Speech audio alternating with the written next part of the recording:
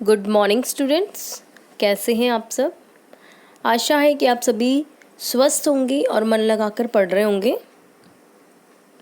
तो बच्चों, आज का हमारा जो टॉपिक है वो है विशेषण। विशेषण हम पिछली कक्षा में पढ़ चुके हैं। आज हम विशेषण के अन्य भेदों के बारे में जानेंगे, पर उससे पहले हम एक बार पिछली कक्षा में पढ़ी हुई बातों को दोहरा लेते हैं और उसके बाद आज की कक्षा शुरू करते हैं। तो अभी तक हमने जाना कि जो शब्द संज्ञा या सर्वनाम की विशेषता बताते हैं उसे हम विशेषण कहते हैं। ठीक है, पिछली कक्षा में हमने ये भी जाना था कि जो आपके संज्ञा शब्द हैं या जो विशेष सर्वनाम शब्द हैं उनकी विशेषता बताने वाले शब्द विशेषण होते हैं। यहाँ पे वाक्य में विद्यार्थी के लिए मेहनती शब्द यूज हुआ है या प्रयोग में लिया गया, तो विद्यार्थी की विशेषता है मेहनती, कि विद्यार्थी कैसे हैं, मेहनती, और मेहनती विद्यार्थी ही सफलता पाते हैं। धर्मपुर स्वच्छ नगर है। कैसा नगर है? स्वच्छ। स्वच्छ क्या है? विशेषण। वह पीला है। वह कैसा है? पीला। तो वह आपका सर्वनाम शब्द है और पीला आपका विशेषण। स्वस्थ बच्चे खेल रहे हैं। बच्चे कैसे हैं? यहाँ पे स्वस्थ हैं। तो यानी कि आपका इसमें मेहनती, स्वच्छ, पीला और स्वस्थ, ये सभी शब्द आपकी क्या है? संज्ञा सर्वनाम की विशेषता बताने वाले शब्द, यानी कि विशेषण शब्द। चलिए आगे बढ़ते हैं। विशेषण के 4 भेद है: गुणवाचक, परिमाणवाचक, संख्यावाचक और संकेतवाचक या फिर सार्वनामिक। आज हम पिछली कक्षा में हम गुणवाचक को पढ़ चुके हैं। आज हम परिमाणवाचक और संख्यावाचक को जानेंगे। तो चलिए शुरू करते हैं। परिमाणवाचक विशेषण। परिमाण का मतलब है किसी माप से, तोल से, यानी कि किसी भी वस्तु की क्वांटिटी का जब पता चलता है, जब हम उसको नापते हैं, मापते हैं, तोलते हैं, तो वो आपका आता है परिमाण में। तो ये कहलाएंगे आपके परिमाणवाचक विशेषण, जो कुछ ऐसे शब्द होंगे। परिभाषा है: जो विशेषण शब्द संज्ञा या सर्वनाम के परिमाण अथवा माप का बोध कराते हैं उसे हम परिमाणवाचक विशेषण कहते हैं। जैसे कि मुझे 4 मीटर कपड़ा चाहिए, तो यहाँ पे कपड़ा कितना चाहिए? 4 मीटर। 4 मीटर को आप गिन नहीं सकते हो, उंगलियों से गिन नहीं सकते हो, इसको हमें नापना पड़ेगा स्केल से या फिर इंच टेप से। तो यहाँ पे 4 मीटर जो कपड़ा है उसको नापना पड़ेगा, इसलिए आपका ये परिमाणवाचक विशेषण कहलाएगा। तो चलिए आगे बढ़ते हैं। अब जैसे यहाँ पे उदाहरण कुछ और भी है। मुझे 2 मीटर कपड़ा चाहिए। 2 मीटर को हमें नापना पड़ेगा स्केल से या इंच टेप से। उसे 1 किलो चीनी चाहिए। 1 किलो चीनी को हमें तोलना पड़ेगा, है ना, क्योंकि इसको हम गिन नहीं सकते। 1 चीनी, 2 चीनी गिन नहीं सकते, इसको तोलना पड़ेगा, इसलिए आपका कहलाएगा परिमाणवाचक विशेषण। बीमार को थोड़ा पानी देना चाहिए।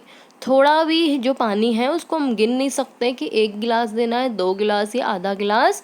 तो यहाँ पे थोड़ा शब्द जो है आपकी संख्या यानी कि परिमाण को नहीं दर्शाता, ये अनिश्चित परिमाण को दर्शाता है, कि यानी कि हमें यहाँ पे पता नहीं है कितना देना है, तो ये कहलाएगा आपका अनिश्चित परिमाणवाचक विशेषण।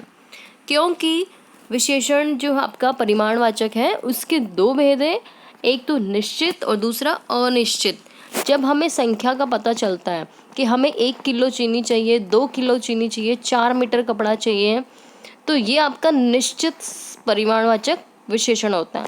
और जब हम कहते हैं हमें थोड़ा पानी चाहिए, हमें बहुत सारा खाना चाहिए, तो ये थोड़ा, बहुत, कुछ, तो ये शब्द आपके संख्या को नहीं दर्शाते, परिमाण को नहीं दर्शाते, जिसको हम माप तोल नहीं सकते, वो होता है आपका अनिश्चित, यानी कि अनिश्चित परिमाणवाचक विशेषण। चलिए पहला जो है आपका निश्चित परिमाणवाचक विशेषण, उसको पहचानते हैं। जो विशेषण शब्द संज्ञा या सर्वनाम के निश्चित परिमाण का बोध कराते हैं उसे हम निश्चित परिमाणवाचक विशेषण कहते हैं। मुझे 1 किलो टमाटर लाकर दो। अब टमाटर वाला जब टमाटर देगा आपको तो वो तोल के देगा, गिन के तो नहीं देगा 1 टमाटर 2 टमाटर। तो यानी कि यहाँ पे आपका जो टमाटर है वो उसको तोलना पड़ेगा, इसलिए हमारा ये निश्चित है, कंफर्म है, और वो आपका तोल रहे हैं, माप रहे हैं, तोल रहे हैं, तो ये आपका परिमाणवाचक विशेषण है। बाजार से आते वक्त आधा किलो चीनी लेते आना, तो आधा किलो चीनी को भी हमें नाप तोल के लाना पड़ेगा, ये भी आपका निश्चित परिमाणवाचक विशेषण है। जाओ 1 मीटर कपड़ा लेकर आओ, तो ये भी आपका निश्चित संख्या को दर्शा रहा है, निश्चित परिमाण को बता रहा है, इसलिए आपका ये निश्चित परिमाणवाचक विशेषण है। इसी के विपरीत आपका है अनिश्चित परिमाणवाचक विशेषण। जो विशेषण शब्द, संज्ञा या सर्वनाम के अनिश्चित परिमाण का बोध कराते हैं उसे हम अनिश्चित परिमाणवाचक विशेषण कहते हैं। उदाहरण देखिए, मुझे बैठने के लिए थोड़ी जगह चाहिए। यहाँ पे थोड़ी शब्द क्या है आपका? संख्या को बता रहा है? नहीं। परिमाण को बता रहा है? नहीं। क्या हम थोड़ी जगह को माप के, तोल के बतला सकते कि कितना? नहीं ना। तो यहाँ पे थोड़ी शब्द से ये बोध होता है कि परिमाणवाचक का ये अनिश्चित है, यानी कि यहाँ पे कुछ भी निश्चित नहीं है, कंफर्म नहीं है। कुंभ के मेले में बहुत लोग आते हैं। बहुत लोग आते हैं, कितने आते हैं ये नहीं पता, यानी आपका यहाँ पे बहुत शब्द अनिश्चित परिमाण को बतलाता है, इसलिए आपका अनिश्चित परिमाणवाचक विशेषण है। मुझे अपने ज़िंदगी में ढेर सारा पैसा कमाना है। ढेर सारा यानी कि बहुत सारा, यानी कि फिर भी हम यहाँ पे संख्या को लेकर के निश्चित नहीं है, इसलिए आपका ये होगा अनिश्चित परिमाणवाचक विशेषण। अनिश्चित यानी जब हम कंफर्म नहीं होते नंबर या संख्या या माप तोल को लेकर के। ठीक है, अगला है आपका तीसरा भेद विशेषण का, संख्यावाचक विशेषण। अब नाम से पता चल रहा है आपको संख्या। जब हमें किसी संख्या का बोध होता है तो हम कहते हैं उसको संख्यावाचक विशेषण। यहाँ पे आपकी संख्याएं आएंगी। अब देखिए उदाहरण में भी ऐसे शब्द जो संज्ञा या सर्वनाम की संख्या के बारे में बोध कराए उसे हम संख्यावाचक विशेषण कहते हैं। कक्षा में 40 विद्यार्थी उपस्थित हैं। अब हम 40 विद्यार्थियों को माप नहीं सकते हैं, तोल नहीं सकते हैं, तो इसलिए हम उनको गिन सकते हैं, है ना, 1 2 3 4 गिन सकते हैं, इसलिए आपको संख्या का बोध कराता है, इसीलिए आपका ये संख्यावाचक विशेषण है। दोनों भाइयों में बड़ा प्रेम है। 2 भाई है, 1 और 2, तो दोनों भाइयों को हम गिन सकते हैं, यानी कि संख्यावाचक विशेषण। उनकी दूसरी लड़की की शादी है। दूसरी क्या? पहली और फिर दूसरी। यहाँ पे भी हमें संख्या बिल्कुल निश्चित नज़र आ रही है, तो इसलिए आपका ये संख्यावाचक विशेषण है। परिमाणवाचक विशेषण की तरह संख्यावाचक विशेषण के भी 2 भेद हैं। एक तो निश्चित संख्यावाचक विशेषण और दूसरा अनिश्चित संख्यावाचक विशेषण।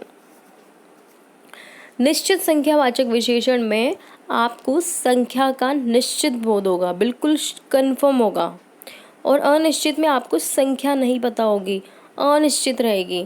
ठीक है, अब मैं आपको एक बार फिर बता रही हूँ, जो आपका परिमाणवाचक विशेषण है उसमें हम किसी भी वस्तु को नापते हैं, तोलते हैं, मापते हैं, उसमें हम गिनते नहीं हैं, जबकि आपके संख्यावाचक विशेषण में हम वस्तुओं को गिनते हैं, इसीलिए इसका नाम संख्यावाचक विशेषण है। तो चलिए अब इनको पढ़ लेते हैं, निश्चित और अनिश्चित को।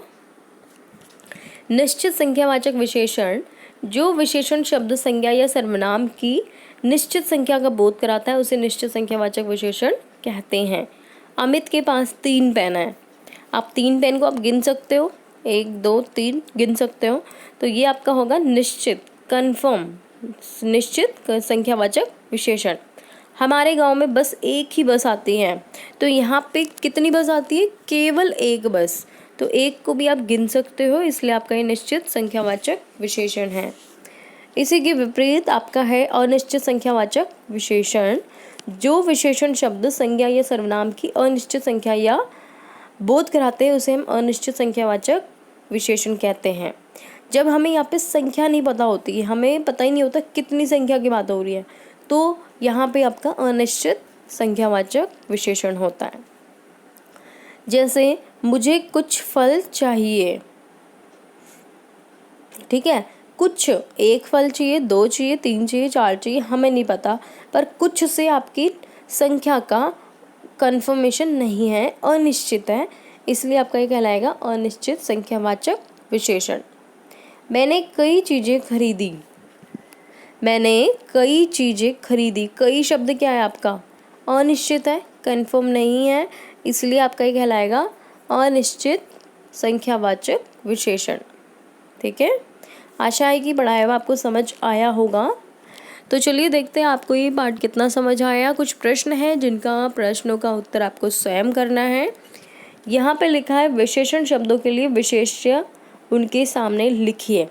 बच्चों ये हम पिछली कक्षा में जान चुके हैं कि जो विशेष्य हैं जिनके बारे में बात हो रही है या जिनकी विशेषता बतलाई जा रही है उसे कहते हैं विशेष्य, और जो शब्द उनकी विशेषता बतला रहा है वो होता है विशेषण। जैसे कि 10 किलो, 10 किलो तो विशेषण है। किसका? अगर हम यहाँ पे लिख दें आम, तो आम क्या है आपका? विशेष है, क्योंकि आम के बारे में पता चल रहा है ना यहाँ पे हमें। तो 10 किलो आम भी हो सकता है, 10 किलो आलू भी हो सकते हैं, कुछ भी हो सकता है। तो ये सभी आपको अपने आप करने हैं, अपनी कॉपी में लिखना है और पढ़ना है और याद करना है। अगली कक्षा में मिलेंगे हम विशेषण के अंतिम भेद के साथ। तब तक के लिए धन्यवाद।